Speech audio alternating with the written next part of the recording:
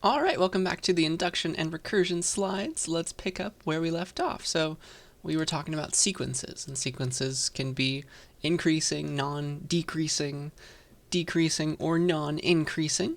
Remember all these. Let us continue with some new kinds of sequences, or some you've seen before probably in a math class, but ones we haven't talked about in this class yet. So a geometric sequence is one where the next element is computed from the previous one by multiplying. Geometric means like you're multiplying by some factor, right? So a geometric sequence is a sequence of real numbers where the next element is the previous one times r, which is a ratio. The ratio that's giving you the next one. So any sequence, by the way, can be either finite or infinite. You can be like, this one stops after 100 elements, or this one goes on forever. So to give a geometric sequence, you have to kind of like give the first element. Let's say that the first element of our geometric sequence is 1. That'll be like A0 if our sequence is called A. And then to get the next one, like A1, that's equal to our ratio, whatever our ratio is going to be, times A0. Let's say that our R is going to be 2 for this geometric sequence. And so A1 is going to be, well, 2 times A0, which was 1. So 2 times A0. So that's just 2. So that means the next element in the sequence is 2, and then we use that one to compute the next one, right? You just multiply by 2. So it's like, all right, the next one's 4. That's how we get from here to here. You multiply by 2. To get to the next one, it's going to be this one times 2 again. It's going to be 8. So it's just every power of 2. Another power times 2. And so you can keep on going, but this sequence looks like this. 32, 64, dot, dot, dot. That's the goal. So that's a geometric sequence. Everything gets bigger by multiplying by something, or smaller, if it's a fraction. An arithmetic sequence is very similar, but instead of multiplying, you're adding.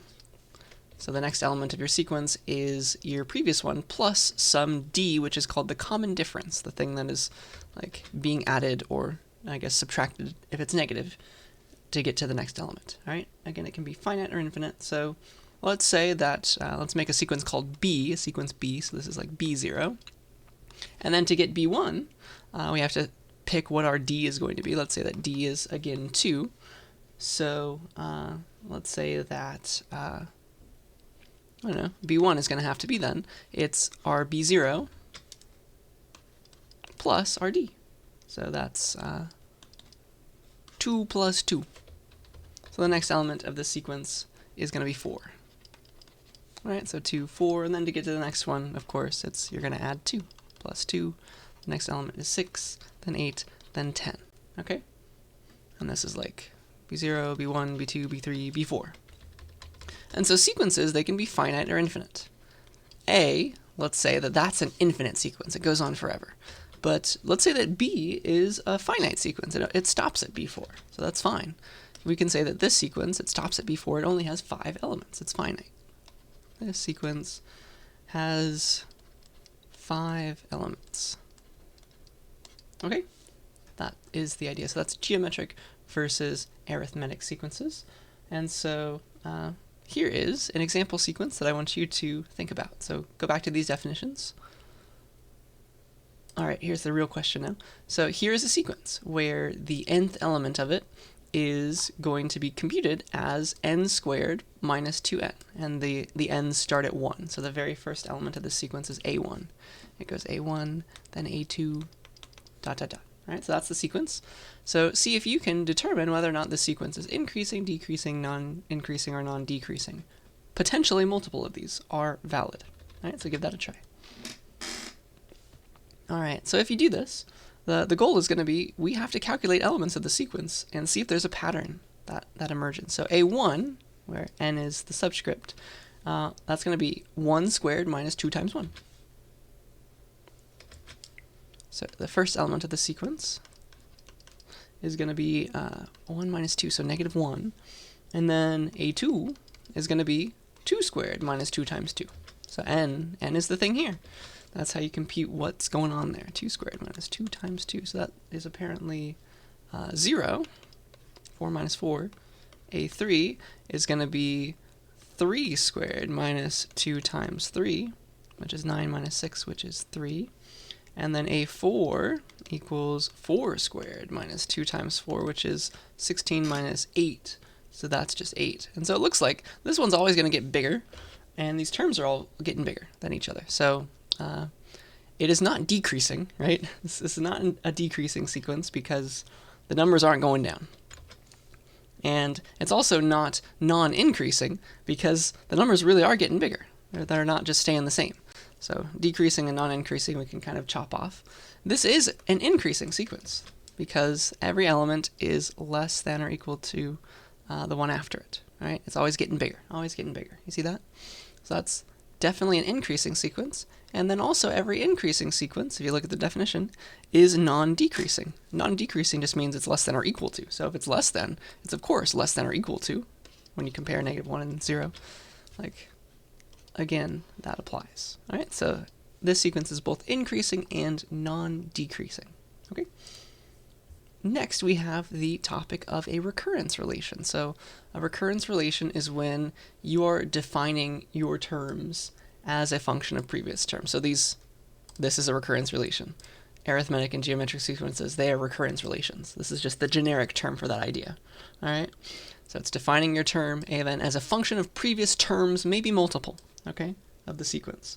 And so the Fibonacci sequence is a recurrence relation. It's just using multiple terms to get at the next term. So it's like f of n is equal to f of n minus 1 plus f of n minus 2. So the previous element and 2 elements ago.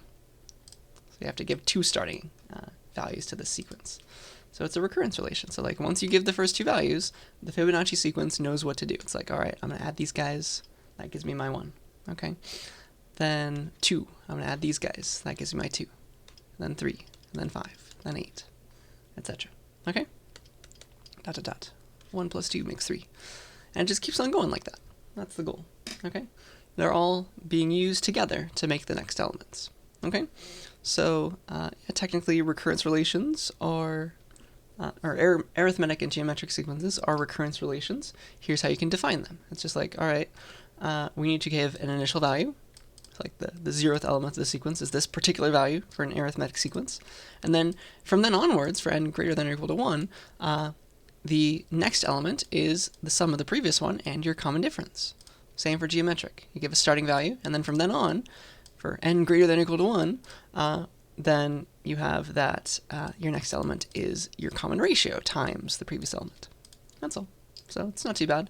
So this is a recurrence relation. It's defining the next element in terms of previous elements, maybe multiple, and it's okay to have starting values as well. Okay, so those are recurrence relations, and they can define sequences. We've already been using those, especially with Fibonacci, so that's something we're comfortable with, I think. Here is a sequence. I would like you to just kind of read it and understand it, and do it yourself. See if you can write down the first 6 terms, so B1 through B6. I've already given you the first 2, and then the rest of these elements are defined in this way. So it's a recurrence relation. See if you can tell me the first 6 elements of the sequence, right? So the first 2 are 1 and 3, right? That's B1, that's B2. And then how do you define the rest? Let's see here. So Bn, so B3, for example, B3 is going to be equal to b of n minus 1, so b2, minus 7 times b of n minus 2. 7 times b of n minus 2, so 3 minus 2 is 1. So that's how it's defined there. So that's going to be equal to, if I know what b1 and b2 are, that's 3 minus 7 times 1, which is -4. Okay, that's what this element is. Cool. And then now, so that's b3, how do we get this one? This is going to be... I think I can just go to Python. I have something I'm going to show you later. I'll keep it open. But if I go to Python, it will hopefully make it a bit easier. It's going to be the previous one, so -4 times, let's see, we have 7 times whatever the previous element 2 ago was. And that's 3. So that looks to be -25 is the next element. And we get that from -4 minus 7 times 3. And then the rest of these, you just kind of follow that pattern. It's going to be, all right, this element, whatever is here, it's going to be -25 minus 7 times 2 ago, negative 4.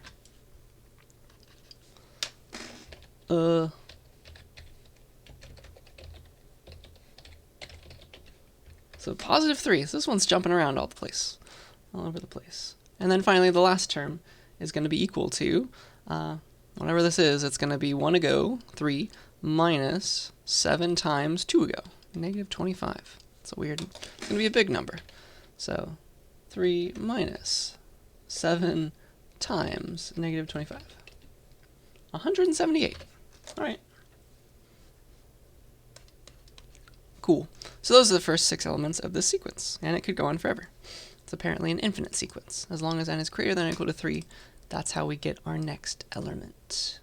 Okay. Hopefully that makes sense. Please yell at me if it does not, but let's keep on trucking. Next we have things called summations, which potentially you've seen in another math class. Summation notation is this idea. It's this big sigma, this giant little sigma, and you have like a counter variable that starts at some starting value, goes up to an ending value, and we include this one. It's not like strictly less than, it's up into and including t, and you calculate all the AIs and you add them together. So the sigma is the Greek letter S, and it's S for sum. All right, so this is summation notation, and it's helpful when you want to talk about the sum of a bunch of terms in a sequence. So let's pretend we have some giant sequence starting called A. It has all these indices, and let's say that we wanted to sum all the elements of the sequence between some starting index and some ending index, S and T. All right, and so instead of writing out, you could write this out just like I'm going to add A of S to A of S plus 1 plus A of S plus 2 all the way to A of T. Instead of that, you can just write this thing. Sum all the A of i's where I ranges from S to T. That's what it's saying. All right, so this is the start of your sum. This is the ending index. This is where for loops came from, I guess, from math. And this is inclusive, so it goes up to and including t. Okay? And so the variable I is the index of your summation, S is the lower limit, it's the starting value, and then t is the upper limit. So it really is a for loop in math. It came first, and maybe that's why for loops exist.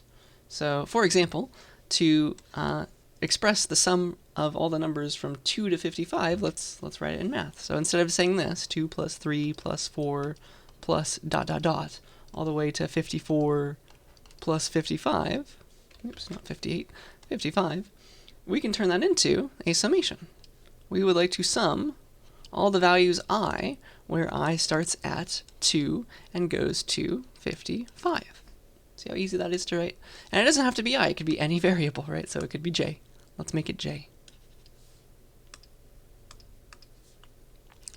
Sum all the j's from j being 2 all the way to 55. Isn't that neat? That is the goal.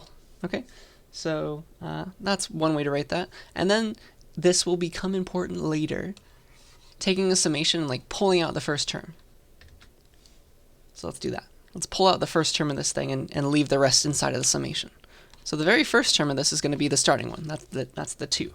This is like 2 plus all of this, all the rest of it. That's what it means to pull out the first term. So like this is 2 plus, and then you give another summation. That is the rest of everything. It's like, all right, j going from 3 onwards, I guess. J equals 3 onwards to 55.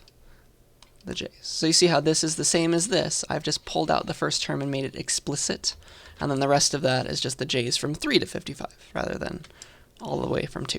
Okay, that's me pulling out the first term in the summation, doing something like this. That's a good way.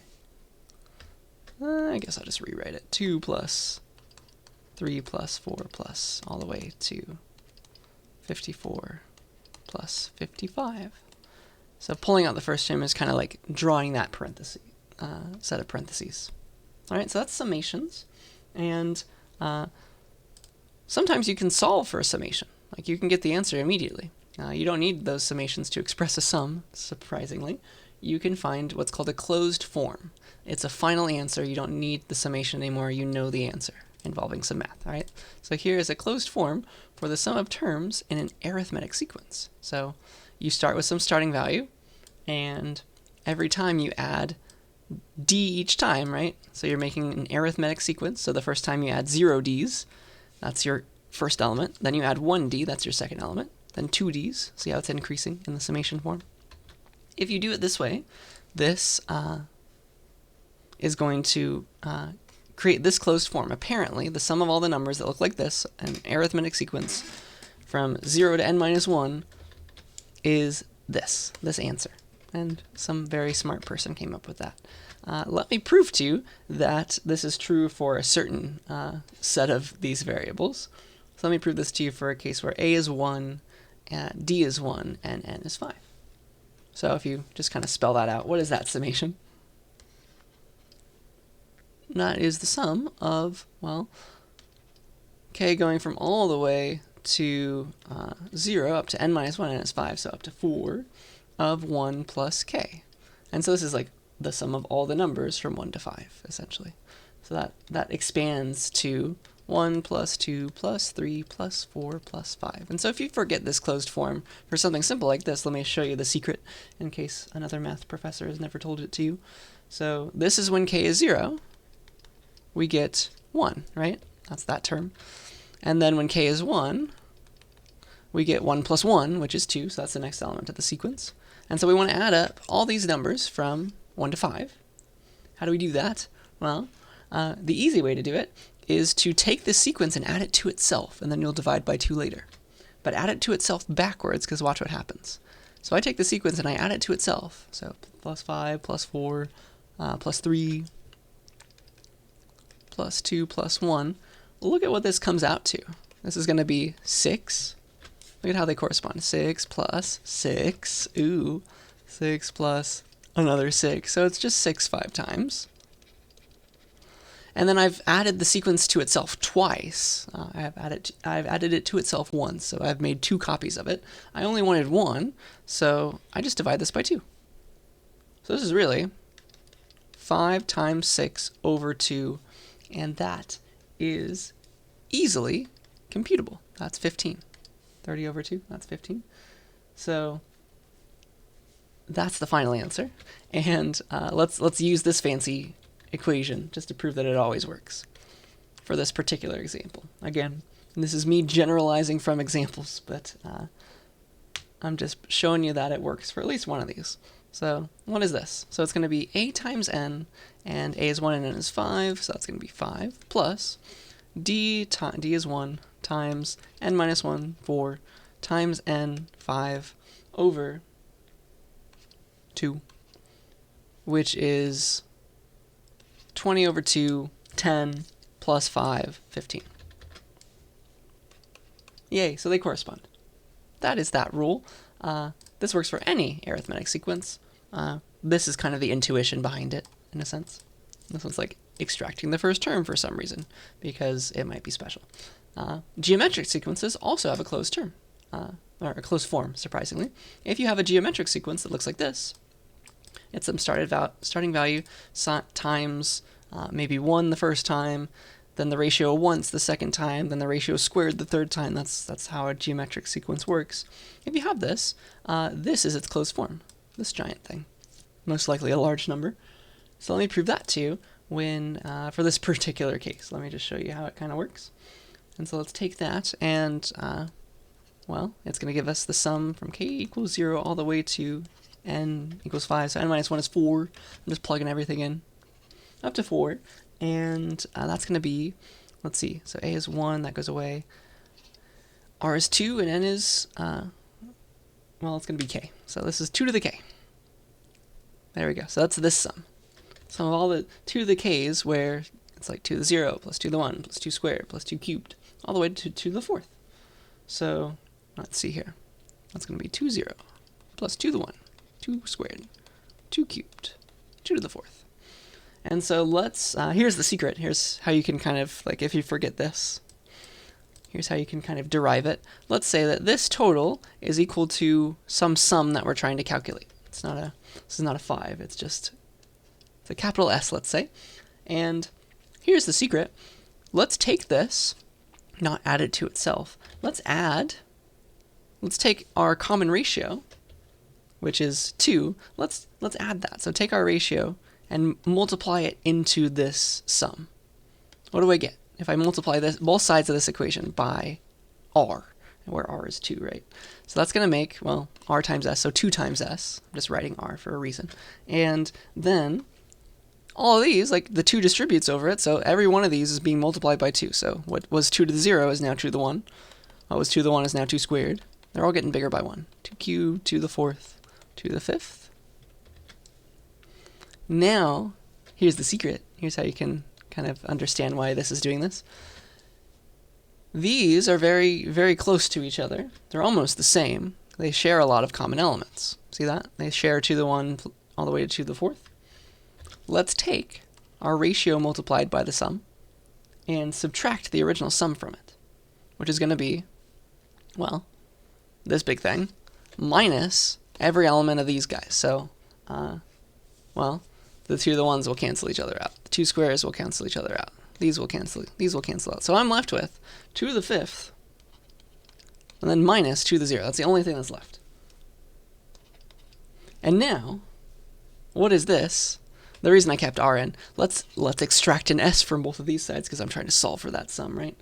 What is this? This is r minus 1 times s equals 2 to the 5th minus 2 to the 0. And so the sum is going to be 2 to the 5th minus 2 to the 0 over r minus 1, which is going to be the number 1. But that leads to this equation. I hope you see that. So the answer really is going to be 2 to the 5th minus 2 to the 0. Because this r minus 1 for this particular example goes to 1. Isn't that cool? So that's kind of the way that you can justify this. Obviously, it's not a correct proof, but it's a good intuition, I hope. All right? It works for certain examples. All right, so get some practice with it now. Here is a sum I want you to express using summation notation. So this idea. Write something that looks like this. A mathematical for loop, please. That gives back the sum of all the squares of the odd numbers between 0 and 100. Only the odd ones, though. Can you do that? All right. Sum of the squares of the odd numbers between 0 and 100. Squares, odd numbers, 0 and 100. Those are all important, okay? So I need a sum, but I can't have everybody. I can't have 0, 1, 2, all the way to 100. I need just the odd ones. So I need to pick out just the odd numbers. So how do you get the odd numbers? Well, here's how you do it. You start with 1, and then let's say our iteration variable is called I. And then what are all the odd numbers but 1 plus 2 times some number? So I starting at 0 will make the 1. And then 1 plus a single 2 is 3. 1 plus 2 2s is 5. See how that's going to make all of the odd numbers? So this is going to make all the odd numbers. Makes odd numbers. And then we have to tell it when to stop. We need it to stop at 99. So what's the biggest one? 1 plus 2 to the I, 2 times some I. What's going to get us to the end? I think it's like 49. Yeah, so all the way to 49, that's going to give me my 99. It's not go to 99 because it's times 2, right? So that's going to make 1, then 2, 1, then 3, then 5, then 7, all the odd numbers up to 99. Isn't that nice? And we want to sum not just those numbers, not just the odd integers, but their squares. So we take each term and we square it. See that? But this inner part is just making the odd numbers, and we want all of those squared. Isn't that cool? So that's kind of how you think about it. It really is just programming in math form. So that's why math and computer science have gone together for a very long time. It's just an offshoot from, computer science is just an offshoot of mathematics. That's why we're here. So, all right, now for the meat of these slides, essentially. I want to talk to you about mathematical induction. This is the cool new thing that I don't assume you've seen anywhere else before until this class. It is very, very powerful. It's a proof technique that's going to essentially talk about a sequence, an infinite sequence. It's going to prove a property about an infinite sequence. It's pretty cool, all right? So here's the idea. If you go back to the dominoes, if you rewatch how I talked about this, this is the idea of induction, all right? Let's spell it out now, though. So here we go. Let me motivate it to you first, I guess. We would like to prove something about all the elements of a sequence all at once. So maybe the sequence is infinite, we'd like to prove that something is true about every element of a potentially infinite sequence. That's a common thing to want to do. So we do have the ability to like talk about many sequences and properties with our existing proofs, like our for all x p of x proof methods, depending on how the sequence is defined. But there is a much more powerful tool that will help a lot of the time, all right? And it is called mathematical induction. And so let me give you an example that kind of shows that you can't just take things at face value. You can't just like list out some elements of a sequence and assume it always works. Like this one, you can kind of understand that it's always going to get bigger. The distance between the next two elements is always going to get bigger. But here is a very subtle proof that's not true. It's a false theorem. For all n squared plus n plus 41 is prime. Wouldn't that be nice to be able to just increase n and get a new prime number? Well, this is a false theorem, but it's pretty true for a while. All right, so let's try a few examples. If we, let's see here. I have it in this racket program, so let me do this. Racket false theorem.racket. What this is doing is, it's including the math library, by the way. It's trying the first, let's see here. Oh, sorry. First try 21 and then 41. Sorry, passed me. Excuse me. So, forget I said any of that. This is what I planned on doing. The first 21 elements of this sequence, A1 is 43, apparently. A2 is 47. It's just like, all right, it's n squared plus n plus 41. It's like, here's me printing out elements of the sequence. And then also, are they prime? This number theory library comes with a primality testing function.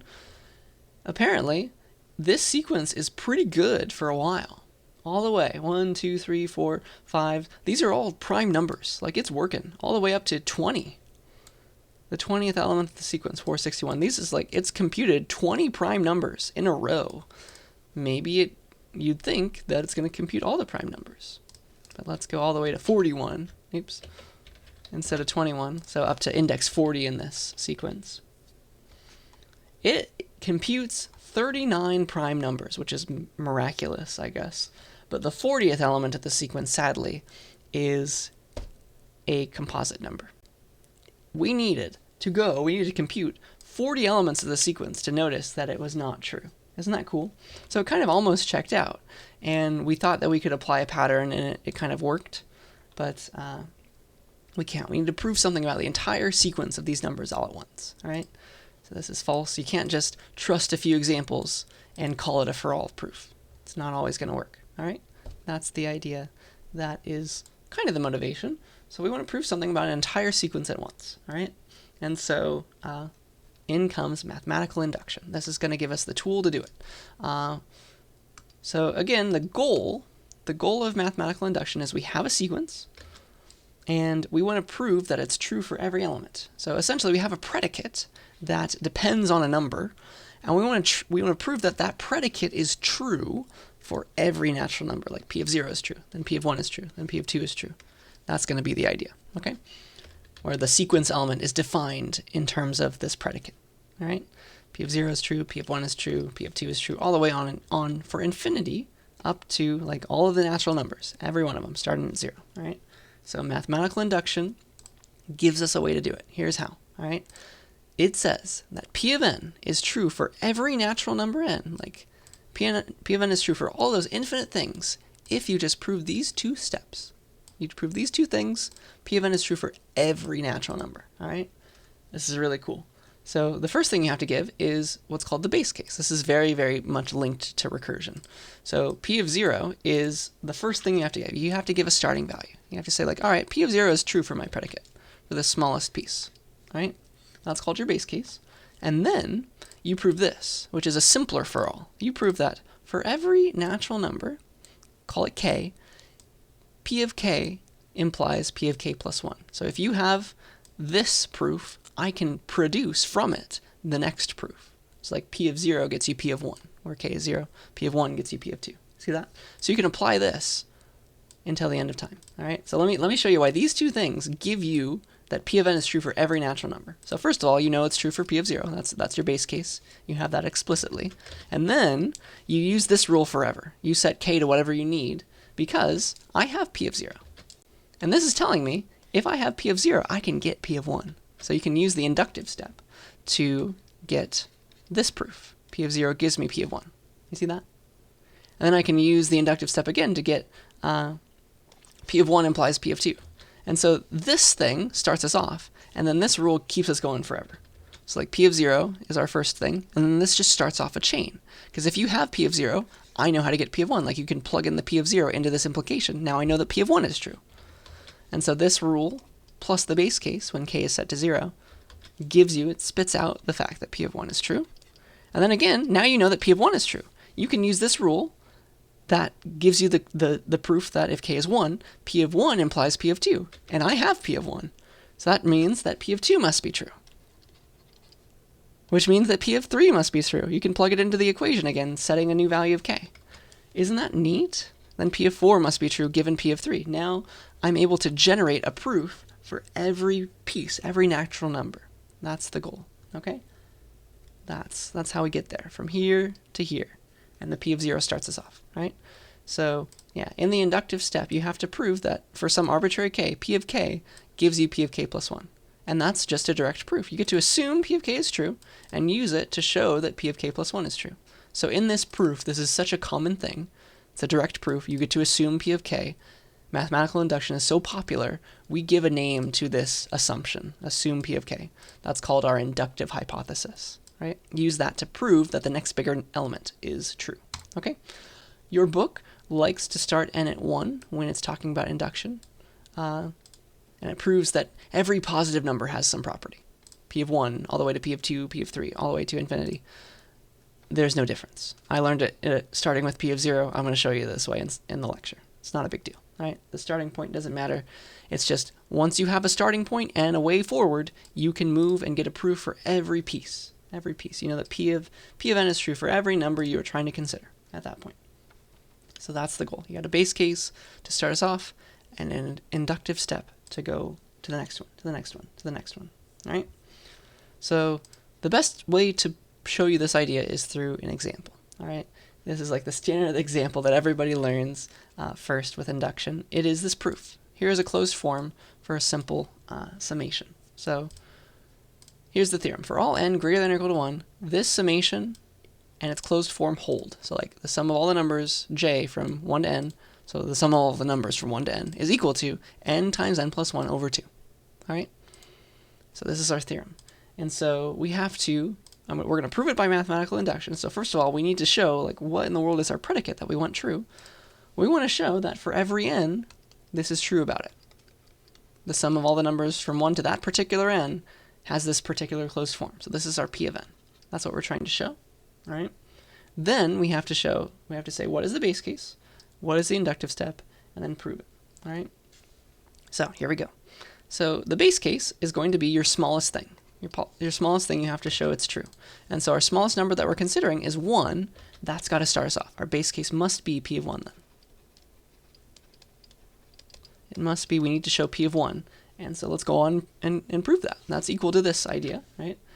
It's P of 1, it needs to show that the sum of all the numbers, j, starting from 1 all the way to 1, because like n is the thing that's, it's the parameter of the predicate, so it's 1 to 1 of all the j's, so that's just all the numbers from 1 to 1, is equal to 1 times 1 plus 1 over 2. 1 times 1 plus 1 over 2, so that's 2 over 2, so there's a 1 there. So this is just the number 1, of course, and obviously the sum of all the numbers from 1 to 1 is 1 again. And so what do you know? Those two numbers correspond. Yes, the predicate holds for P of 1. Cool, so that's QED for the base case. Next we need the inductive step, all right? So let's write it out, what it is. It's saying that for all k, I guess starting at 1, I guess in our new case, P of k implies P of k plus 1. That is our inductive step. That's what we need to show. All right? So we need to show that inductive step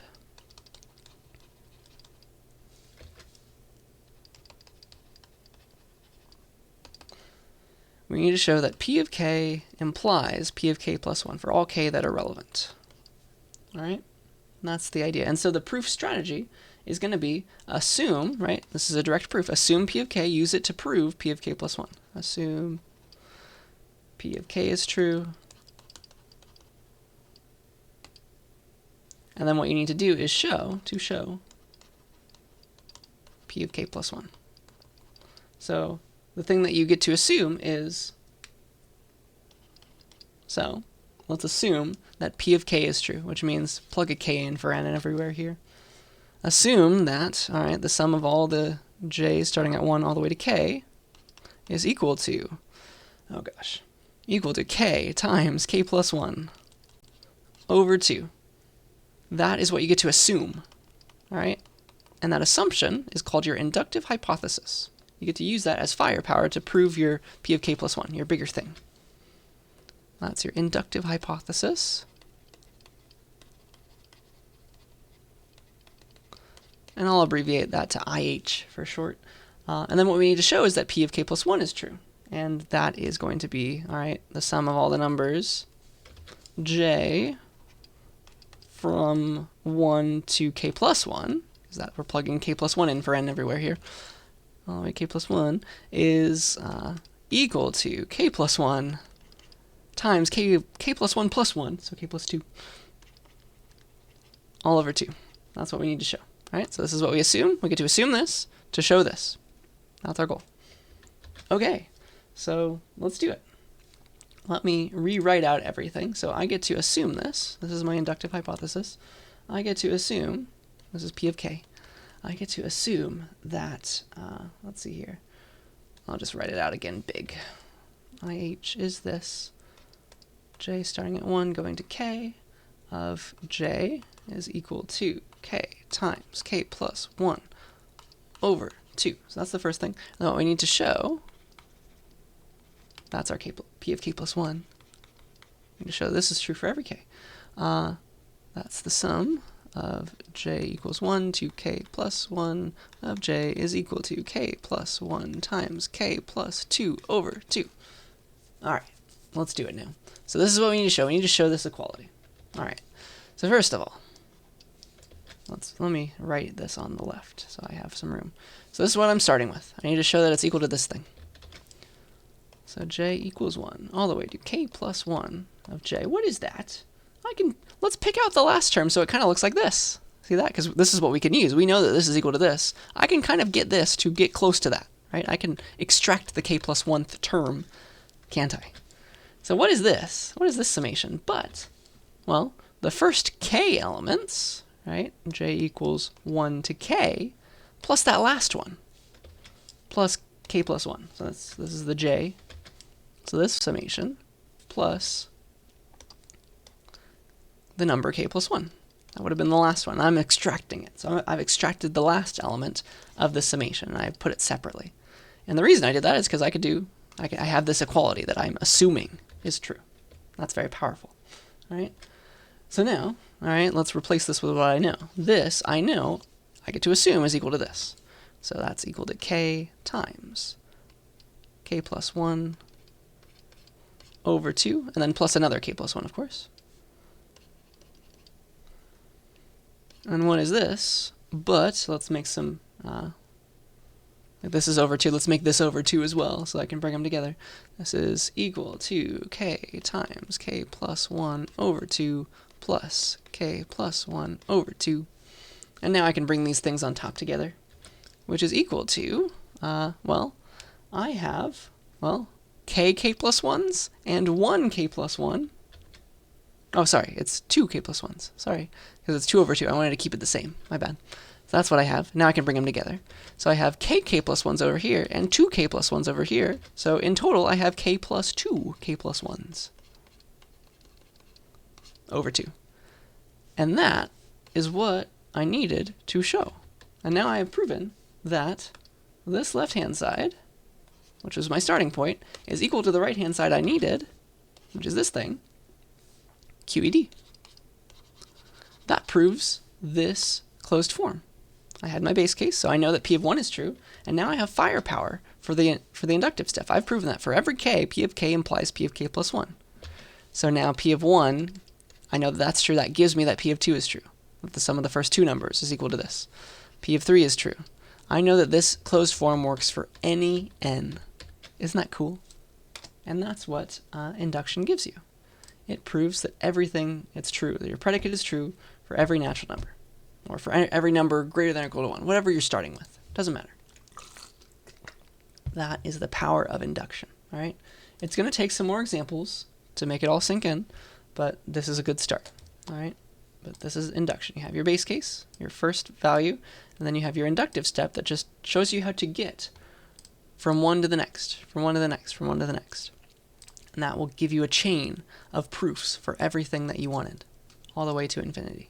Okay, so let's keep on trucking. One thing that you can do with induction is use it to define things as well. So you can use induction to define, and it's not called a proof anymore, it's an inductive definition. You can use it to define the natural numbers, for example. So you give a base case and then an inductive step, essentially. Here is an inductive definition for the natural numbers. It's like, all right, I'm going to build a set called S, and I'm going to make it bigger a little bit at a time. And eventually, if you run my rules enough times, infinitely many times, then this set that I've made is going to be equal to n. All right, that's the idea. So here's the definition. All right, the inductive definition for the natural numbers n. So start with a set S. Have it hold just the number 0. That's our base case. That's the first natural number, of course. And then, all right, until the end of time, what do? I'm going to take the largest element right now, n, call it n, in S, and add it plus 1 back into S. So the largest element in here is 0. It's the only element. I'm going to add 1 to it and compute the number 1, and then I'm going to put that in S too. So now S becomes, like the next round, S holds 0 and 1, so it's getting bigger. And then I run this rule again. Until the end of time, take the largest element, now it's 1, compute that plus 1, so 2, and add that into S. So now S equals 0, 1, 2. And I hope you see that this is going to compute every natural number. S is going to get bigger a little bit at a time, and it will hold every natural number if you did this infinitely many times. And so this is an inductive definition. And it really is, mathematically, how the natural numbers are defined, right? So let's think about it. What is the base case? What's the inductive step? Essentially, the base case is saying that the smallest number, 0, is in the natural numbers. It's saying that. And then the inductive step is saying, all right, you give me the last element I added, add that number plus 1 back in, and we're going to make progress that way. Inductive step. All right, so if some number n is in the natural numbers, then it plus 1 should be in it as well. That's the idea. So that's an inductive way, hope you see it, to define an infinite set of something we care about. This is how you can mathematically define the natural numbers. Just like make it bigger, slowly but surely. The inductive step, run it until the end of time. That's kind of cool. So yeah, I think I have one last major example for the day. I don't think we're going to finish it this time. We're going to see a flaw in our proof, and we'll fix it next time. But it's a cute little graphical example. All right. So here is going to eventually become an inductive proof that proves a very fun thing. It's about L-shaped tiles. All right. So here's the silly setup for this example inductive proof. So let's say that Fresno State has made some biological breakthrough. They have made some corn that grows in an L shape. So good on them. And what they'd like to do is they would like to, at the college, use a 2n by 2n plot of squares to grow their fancy L-shaped corn. And they want to make sure that there is room somewhere in the middle for a giant sprinkler, because they want to just spray water from the center. All right. So here's one L-shaped tile of corn, and there's room to put a sprinkler there. It's essentially in the middle. And then here is how you can make it bigger. This is a 1, 2, 3, 4, 5, 6, 7, 8. So 2, 4. It's a 2 to the 3 by 2 to the 3.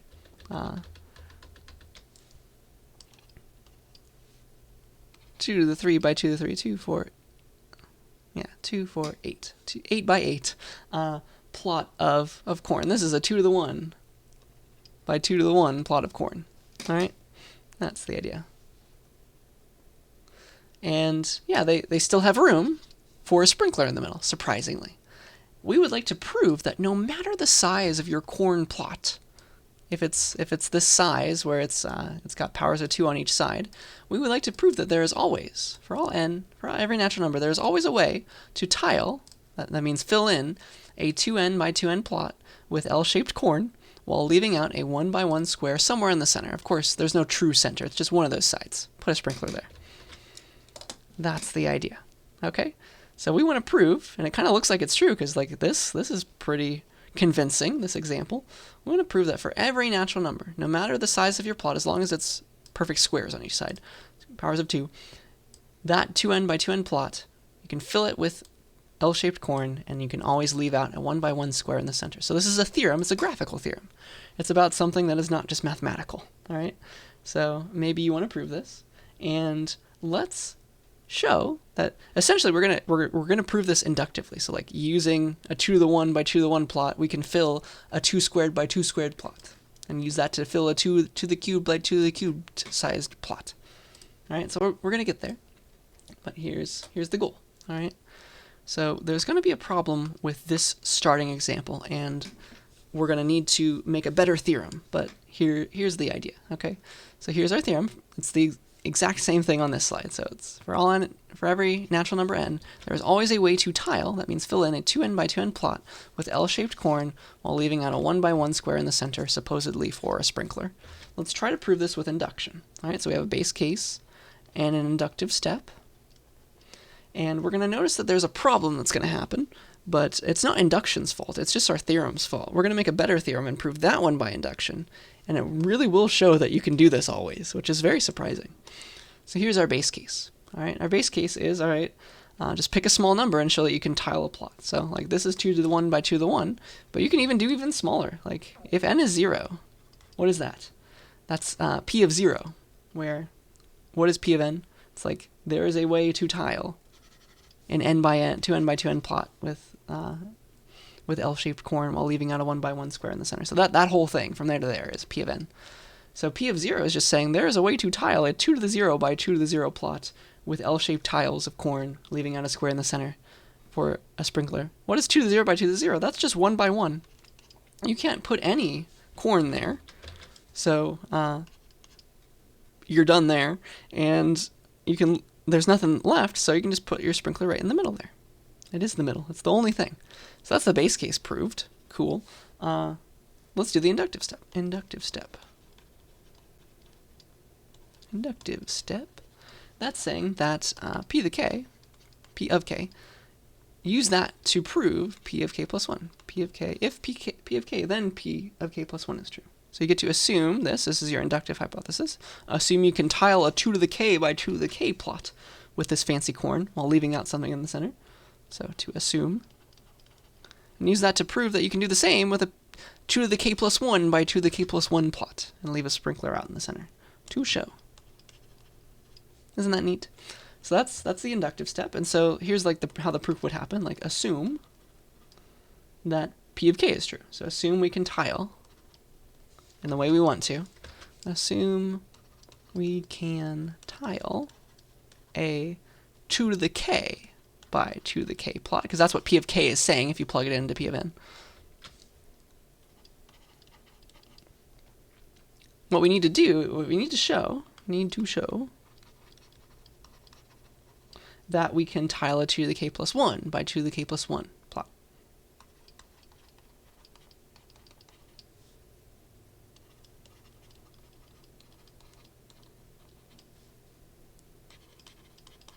And here is how the proof might work. It's like, all right, I know that I can tile a 2 to the k by 2 to the k plot with, I don't know, with L-shaped tiles and leave something out in the center. So it's like, here's a 2 to the k plot, here's a 2 to the k plot. I can tile that with my L-shaped tiles somehow. We get to assume that somehow we can do it, and we can always leave out somewhere in the middle for a sprinkler. We get to assume that. That is what our inductive hypothesis tells us, right? How can we use this idea to prove something about a 2 to the k plus 1 by a 2 to the k plus 1 plot? Well, let's just stack 4 of these guys together. Watch. If I know that I can always do this with a 2 to the k by 2 to the k plot, let's just put 4 of those guys together. I can try and draw this better. These are just a bunch of 2 to the k by 2 to the k plots. Stack 4 of them together. It's like you have a proof for each of them, right? That's what we get to assume. We always know how to tile any 2 to the k by 2 to the k plot with our L-shaped tiles, and we can leave out a spot in the center always for our water. So there's a way to do this. There's a way to do this. There's a way to do this. And we have to somehow use that idea. Because what is this? What did this just make? This is 2 to the k's. This is now a 2 to the k plus 1 by 2 to the k plus 1 plot. That's what we want to prove something about. But what we have to show now is that we can put a sprinkler, we can tile this completely and only leave out one thing in the center. It's like one of these. Leave out something in the center for a sprinkler. And sadly, our inductive hypothesis tells us that we can leave out a sprinkler, we can leave out a square in the middle for a sprinkler in each of these 4, but it kind of gives us no way to paste them together. Do you see that? There's no way to put a sprinkler here and like fill in 3 of these and kind of like move that one here or something. That's impossible given what we're assuming. You see that? We get to assume that we can tile it exactly in this way, leaving out something in the center, which tells us nothing about how to build the bigger one. Do you see the problem here? So this is a sad face. There's no way to kind of like fill in 3 of these and move one of these here, because that's kind of what you would have to do.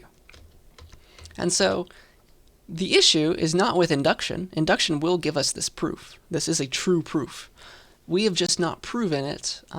We've not picked the right theorem. We need a better theorem than this. And the goal is going to be, let's make a theorem that tells us that as a hypothesis, we can just assume we can put a sprinkler not in the middle, but anywhere we want. Because then we could leave things out and it'll get really fancy and cool. Okay, so that's going to be what we do next time. We're going to prove what's called a stronger theorem. We're going to strengthen our hypothesis, which is going to strengthen what we get to assume, and that's going to lead to the final proof. All right, this stronger theorem will prove our weaker one, where we can just put a sprinkler in the middle. This is going to tell us that there's a way to tile a plot, leaving out a square anywhere you want. Could be the middle, could be the sides. And this is going to give us the firepower enough to make an inductive proof that proves our original theorem, right? So that's where we're going, and that will be a challenge for next time, okay? So before I let you go, I would like to talk to you about a test, because you have a test coming up soon. So let's talk about your midterm 2. It will be, we are currently in week 10, right? So week 12 will be when you have your midterm 2, and I'm going to release this midterm 2 page for you, okay? And then I'm also going to release your extra credit assignment. I need to fix the due date, though. I'll do that right now, I guess. So here is your midterm 2, and I'm going to change this due date for the extra credit while I'm thinking about it, because I forgot. Your midterm, no, sorry, not midterm 1, midterm 2 will be available week 12, the same days that we kind of did midterm 1. So it's going to be the Wednesday and Thursday. So March 29th through March 30th. That's these guys here. So it's the Wednesday and Thursday, same days as midterm 1. So this is week 12. It's going to be available starting 2:30 on March 29th all the way to 8:30 on March 30th. Okay? So you can start any time in the window as usual, but you get an hour and a half to take it once you click start. And here are all the topics as usual, and the homeworks and all those things. This midterm will have some multiple choice questions as well as some short answer questions. So you're actually going to have to type stuff this time. And as usual, it's open book, open notes, but the only human you can talk to, of course, is me. That's the only way to keep it fair. And then here is a sample exam. Please look into that if you're interested. So that's the midterm 2 dates. And so with each midterm comes a new extra credit assignment. And our extra credit assignment will be due the midnight before the test comes out, so March 28th. Let me change this right now. March 28th. March 28th. There. That's going to be your due date. 11:59 p.m. March 28th, if you would like to make a midterm 2 review video. So same as the midterm 1 one. It's just you're going to make a video worth up to 2.5% extra credit with examples for stuff that's going to be on this midterm. Okay, that's the idea. So do all this stuff, make a 20-minute video at least to get your full 2.5% extra credit. Everything, all the rules are the same as the previous one. So yeah, I can help you if you have any questions about any of that, but that is your midterm 2 logistical data as well as your extra credit assignment. So yeah, yell at me if you have any questions about that stuff, but that is what I wanted to tell you about now. The final thing will be we have a lab to talk about this week, so I'll see you in the lab introduction video.